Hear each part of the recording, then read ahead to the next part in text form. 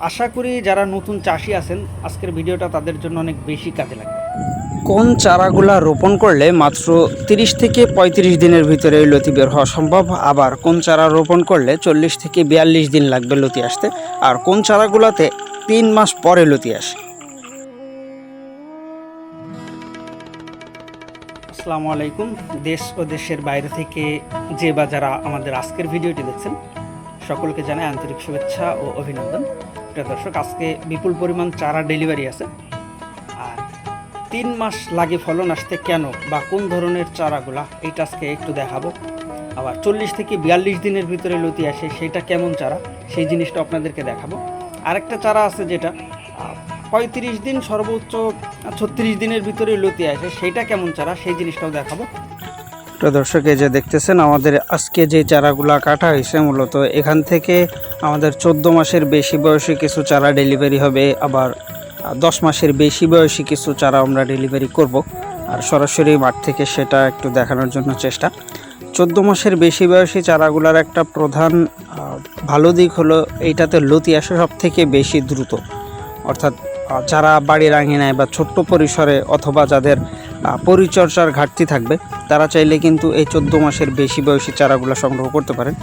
এটা মোটামুটি 32 থেকে 35 দিনের ভিতরেই আপনাকে ফলন দিতে সক্ষম।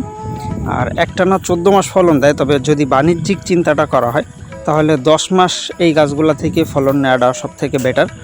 কারণ 10 মাসের পরে প্রত্যেকটা গাছ থেকে ফলনের মাত্রাটা কমে আসে, আর যার কারণে তখন যে সার ওষুধগুলো খরচ হয় শুধুমাত্র সেটাই উঠে আসে।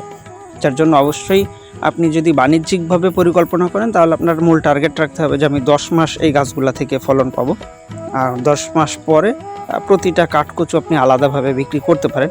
ওটা বাজার দর এক একটা সময় এক এক রকম হয়ে থাকে। আমরা স্বাভাবিকভাবেই 16 টাকা, 17 টাকা বা 18 টাকা, মানে 20 টাকার আশেপাশে পাইকারিভাবে বিক্রি করা হয়। তা এই যে প্রথম চারাগুলা রোপণের সময় এককালীন যেই খরচটা দেখা যাচ্ছে জমি ভেদে 10,000, 20,000 বা 30,000 টাকা খরচ করে একজন এই চাষটা শুরু করে। তাই এটার একটা উল্লেখযোগ্য ভালো দিক আছে, যেটা আপনি এখন যদি 30,000 টাকা খরচ করেন তাহলে বছর শেষে কমপক্ষে ওই জমির কাঠকুচু থেকেই 70 থেকে 80,000 টাকা উঠে আসে। আর সারা বছর যে লতিটা আসলো ওই লতিটা কিন্তু আপনার এক্সট্রা বেনিফিট হিসেবে থাকে। যার জন্যই চাষিরা লতিকচু চাষ করে একেবারে ক্ষতিগ্রস্তটা হয় না। অনেক চাষ আছে যেই চাষগুলোতে লসের চান্সটা থাকে। তা আসলে প্রত্যেকটা চাষের ভিতরেই ক্ষতি বা লাভ দুইটা দিকই থাকবে, তবে লতিরাজ চাষে ক্ষতির দিকটা তুলনামূলকভাবে কম। তো যদিও কারো ক্ষতি হয়, অন্ততপক্ষে দেখা যাচ্ছে কচু বিক্রি করে কিন্তু বছর শেষে মোটামুটি এখনের যদি 20,000 ইনভেস্ট হয় সেটার একটা বেনিফিট পাওয়া যায়। তার জন্য অবশ্যই আপনাদেরকে চেষ্টা করতে হবে সঠিক চারাটা চিনে রোপণ করা। আমরা যে চারাগুলো ডেলিভারি করি, আমি বেসিক্যালি 10 মাসের বেশি বয়সী, তারপরে 14 মাসের বেশি বয়সী এই ধরনের চারাগুলো আমি বেশি ডেলিভারি করি বা এটা দেখাই।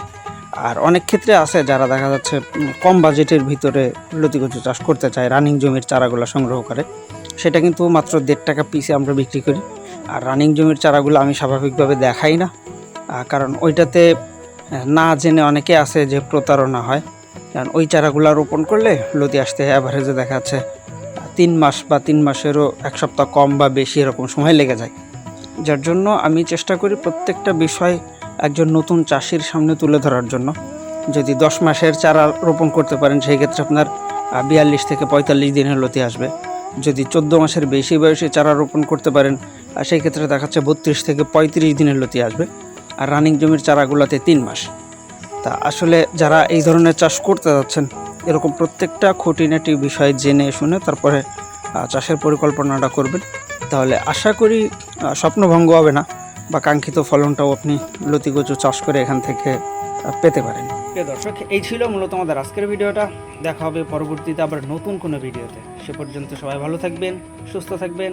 আল্লাহ হাফেজ।